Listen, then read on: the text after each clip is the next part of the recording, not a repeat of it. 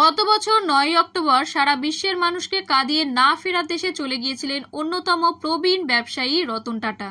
আবার রতন টাটাকে আপনি দেখতে পাবেন চোখের সামনে, তবে এবার রূপলী পর্দায়। রতন টাটার মৃত্যুর পর থেকেই শোনা যাচ্ছিল যে প্রবীণ এই ব্যবসায়ীর বায়োপিক নাকি খুব শীঘ্রই আসতে পারে বড় পর্দায়। তবে বায়োপিক তৈরি হলে অন্ততপক্ষে 3 জন অভিনেতাকে প্রয়োজন, কারণ রতন টাটাকে তরুণ, পূর্ণবয়স্ক এবং প্রবীণ এই 3টি রূপে তুলে ধরার জন্য প্রয়োজন 3 জন তারকাকে।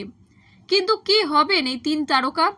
বিভিন্ন সূত্র মারফত জানা যায় তরুণ রতন টাটার চরিত্রে নাকি অভিনয় করতে পারেন জিম সার্ভ।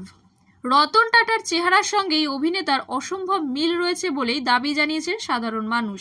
তবে তরুণ রতন টাটার চরিত্রে জিম অভিনয় করলেও সিনিয়র রতন টাটার চরিত্রে রোমান ইরানি অথবা নাসিরুদ্দিন শাহকে মানাবে বলেই মনে করছেন অনেকে।